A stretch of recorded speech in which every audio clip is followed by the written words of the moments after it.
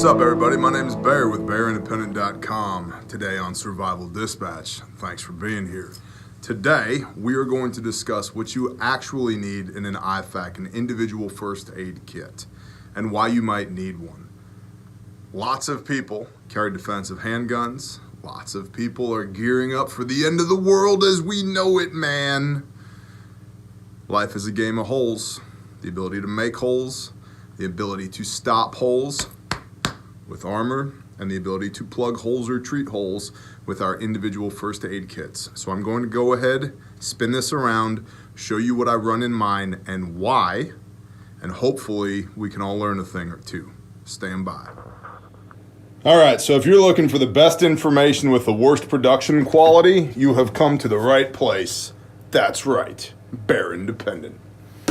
We got 3 individual first aid kits here, IFAKs here, blowout kits, whatever you'd like to call them, GSW kits, gunshot wound kits, whatever. Okay, this one here is one that we produce that uses a condor pouch. This here is the bare minimum blowout kit that we produce, and this is a pre-made here from North American Rescue. I'm going to go ahead and pop these open and just give you an idea of what's in each one, and then talk a bit about why those things are in there. So that's the Cub kit right there. This is the bare minimum. Pop that open like so. And this isn't going to be an infomercial, folks. I'm just going to tell you what we got in here and why. And then this little dude right here, zipper pouch, like so. Okay. So there's a handful of different categories that we want to have equipment for here per our March algorithm, MARCH-E. The M is massive bleeding. The A is airway. The R is respiratory. The C is circulation. The H is head injuries. And the E is everything else. For our intents and purposes for a gunshot wound kit, what we're mostly concerned with is the ability to deal with bleeding in our extremities using things like tourniquets. For example, here's that blue cat tourniquet trainer. I'm going to show you how to stage this in a moment. Things like tourniquets, dealing with severe bleeding in our junctional areas, which is our pelvic girdle, our hips, our ass, that area, our shoulders, and our neck. That will be accomplished with wound packing, hopefully with a hemostatic agent like Quick Clot, as well as a pressure bandage. And then chest wounds, sucking chest wounds and tension pneumothorax using occlusive dressings, aka chest seals, and decompression needles like what you've got right here in the bare minimum. Most other problems that you're going to have, an IFAK is not necessarily going to deal with them. You can make provision for things like head injuries, for example, by adding an eye shield and eye pads to any of these kits. And I don't mean eye pads like made in sweatshops by that guy that does that thing. I mean like an actual piece of gauze that's shaped like your eyeball. So let's go through these bit by bit. This here, the Cub kit, you got shears because sometimes you do have clothing in the way, right? These are all North American Rescue products that are in here. So you got shears. You have a tourniquet right here on the outside. The tourniquet, you need to have a tourniquet. I recommend the Gen 7 cat tourniquets. The Gen 4 Recon Medicals will work as well. They're not quite as good or easy to deploy as the Gen 7 cats. I would stay away from all of the super cheap. Please to make for you nice tourniquet for have $5 for 3 tourniquets. PayPal to @gmail.com. Negative. We don't want those. We want real tourniquets made by real manufacturers, like so, okay? So we want to have at least 1 tourniquet, preferably 2 tourniquets with our kits. And generally speaking, the way I run my individual first aid kit is that I have a tourniquet available on my kit, on my center line that's outside of my blowout kit. It's on my chest rig or my plate carrier that's on my center line that I can get to it with either hand to be able to grab that tourniquet, get it out, and deploy it. Then I will have an additional tourniquet either on the side of the pouch like this or inside of the pouch like these two here, that if I need an additional tourniquet, I can get to it. Tourniquets are for extreme bleeding in the extremities. So from your shoulders down and from your groin down, okay? Number one preventable cause of death is bleeding. So tourniquets. Apply a tourniquet. Apply it tight. It should hurt. If you know how to check a pulse, you should check a pulse and see that, hey, I don't have a pulse anymore, because the whole idea of the tourniquet is to compress the vein or the artery against the bone structure to the point that that vein or artery no longer has blood flow, thus stemming the flow of the severe bleed. So tourniquets, we want to have tourniquets, okay? This particular kit has this Gen 7 here. It also has a SWAT tourniquet right down here. What happens if we have an arterial bleed in a place where we don't have necessarily bone structure to back, or we can't get a tourniquet on it? This is going to be our junctional areas like our hips, our shoulders, our neck. You can't tourniquet the neck, even though there's a few people that you might want to. What you need to do at that point is you need to wound pack, preferably with a hemostatic impregnated gauze like this combat gauze right here that we've got in the bare minimum. Okay, so this is quick clot, not instant clot. This is going to take the body's natural clotting ability from about 10 minutes to form a clot to about 3 minutes to form a clot. And you pull this out and you pack it in the wound with your fingers. You get all the way down until you can feel the bone structure. And yeah, it's gross, and yes, there will be blood, but we're trying to keep people from dying. Okay, so you pack this all the way into the hole with both fingers until it's all the way in there. And then once you have the hole filled with your quick clot gauze, or for example, your compressed gauze or S-rolled gauze, as you can see in this kit here, then you're going to cover that with something like a pressure bandage. This is a 4-inch North American Rescue bandage, emergency trauma dressing right here. So this has a loop closure, and essentially it's a big gauze pad on an ACE bandage. This goes over top of the wound where you have packed your hemostatic agent, and then you're gonna wrap this around and you yank on it and apply a lot of pressure to that wound so that you're holding that combat gauze in there to form a clot. Now, it's important to make note at this point that none of this is an excuse or a stand-in for training. And I'm not telling you what you need to do, I'm telling you what I do, okay?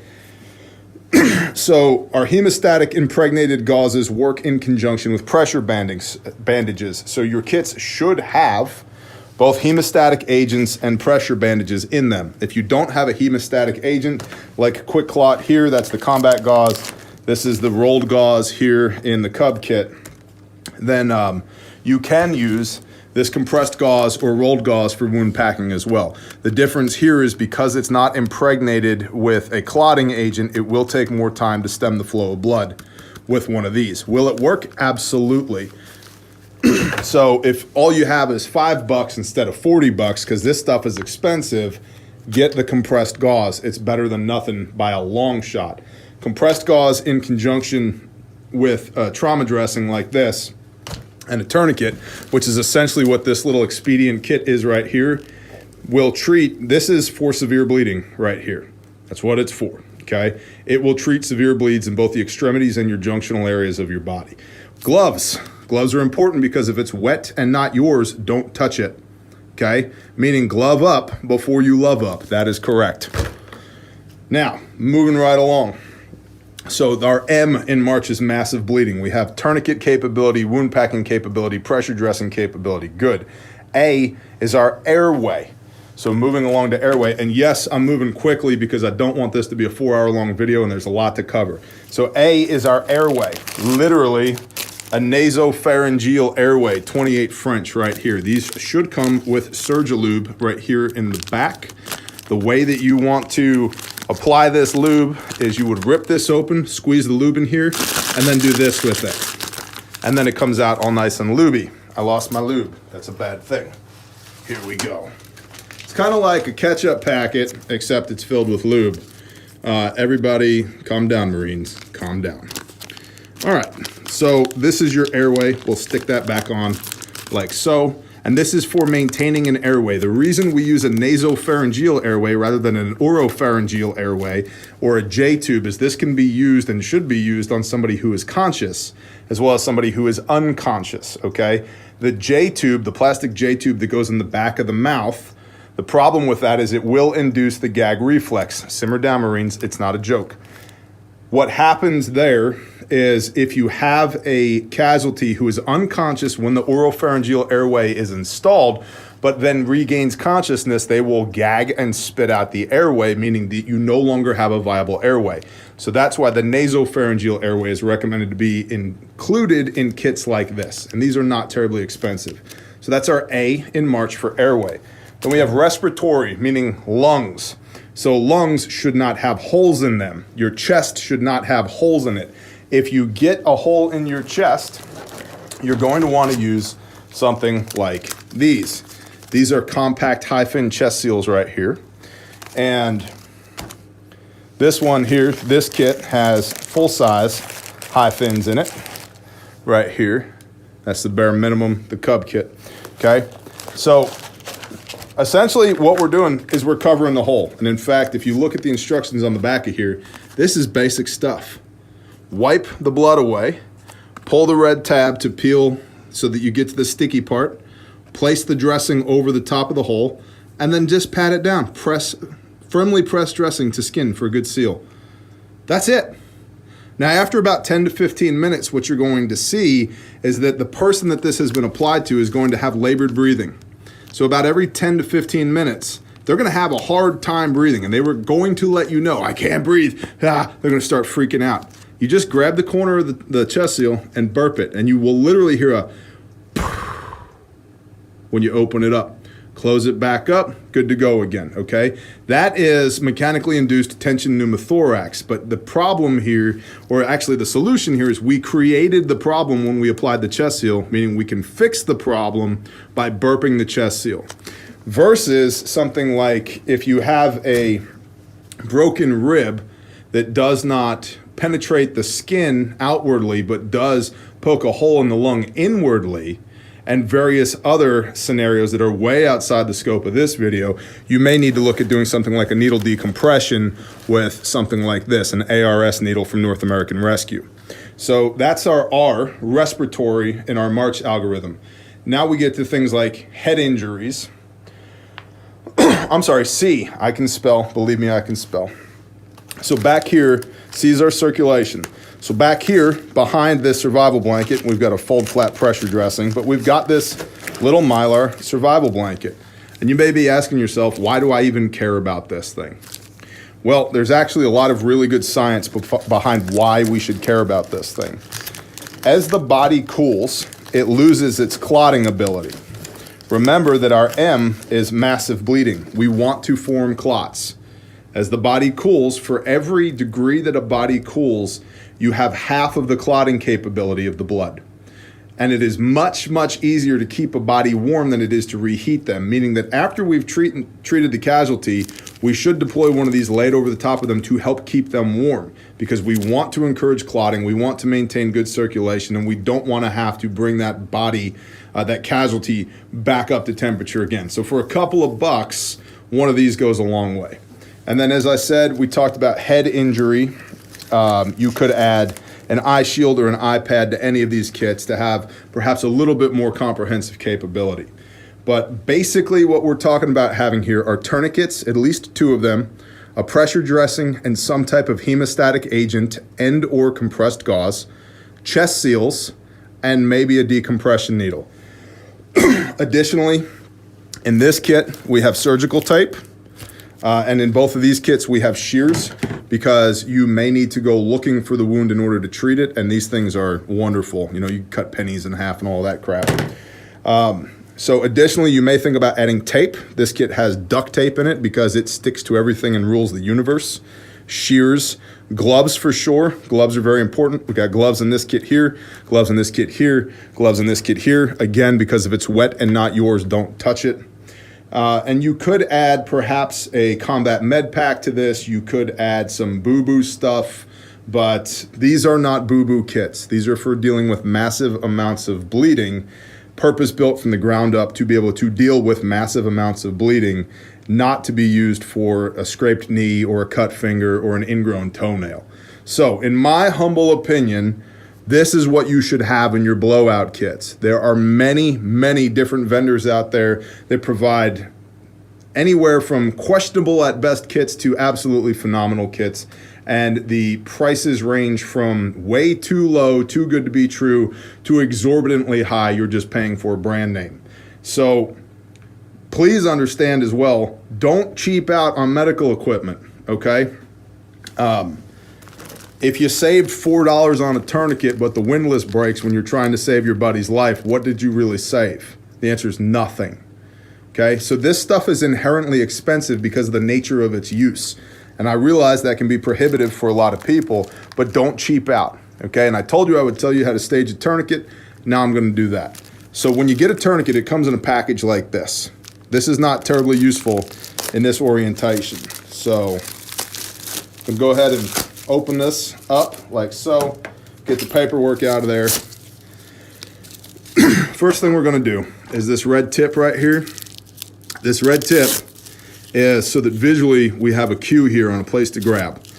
However, the Council on Tactical Combat Casualty Care, COTCCC, has two major requirements for tourniquet in order for it to be TCCC approved.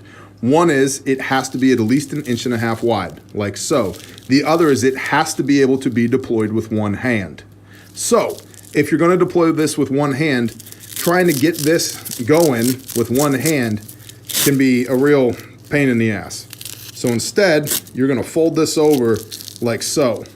I don't need the visual cue. What I need is something I can grab onto and pull the tab open. Okay, so you're going to fold that over like so. Then you're going to pull enough of this through so that you maintain an appropriate size that you could get it over a foot or a boot if you had to, but so that when you fold this up, we don't have hook-to-hook contact like so. The reason for that is with one hand, if we pull this out, we can grab it and shake it out, and it's wide open, ready to use. See how that's stuck just a little bit right there? That's because of that hook-to-hook content. A lot of people have these staged like so, and then you can't get it open to use it. That's not what we want. We want to have it maybe a little bit more, so that essentially the end of this tab lines up with the end of the buckle like that, so that this loop is landing on this nice smooth surface, so that when we go to deploy this, it comes right open in a loop. It doesn't stick to itself. Lastly, this time tab on here, you'll see a lot of guys that'll have it over like so. Don't do that, because that's one more thing you've got to fight your way through when your fine motor skills are shot and you're bleeding to death and there's poop in your drawers and the whole nine. Leave it over here, staged on the side, so that you don't have to fight your way through that to get to the windlass. This is the windlass, by the way, in order to crank the windlass down. Leave it out of the way. When it's done, then you can go ahead and pull that timestamp or time tab across. Now, in the last 20 years of combat medicine, there has not been a single person who has lost a limb due to having a tourniquet on for an extended period of time. These have been left in place 10 to 12 hours and not had a resultant loss of a limb. The old teaching was that this is life over limb. Yes, we'll lose the limb, but we won't lose the life. That has been proven false after our last 20 years engaged in the global war on terror. Okay? Not the case. These can be left in place for 10 to 12 hours, by the way. Do you want it on for that long? No. These hurt like hell when they're on. However, is it better than bleeding to death? You be the judge. All right, boys and gerbils, thanks for being along for the ride. I appreciate y'all. Again, my name is Bear at bearindependent.com. You can find me on YouTube, on Instagram, on Parler, on Patreon, on our website, bearindependent.com. And if you liked any of these kits that you saw here, you can get them handmade, made in America, guaranteed forever. If you use the contents to save a life, I will replace them for you at my cost in the store at bearindependent.com. The BEARFAK and bare minimum exceeds military specification for life-saving equipment. Thank you to Survival Dispatch for letting me breathe some of your air and take up some of your bandwidth. I appreciate y'all. And stay frosty out there. It's a little weird. Shalom.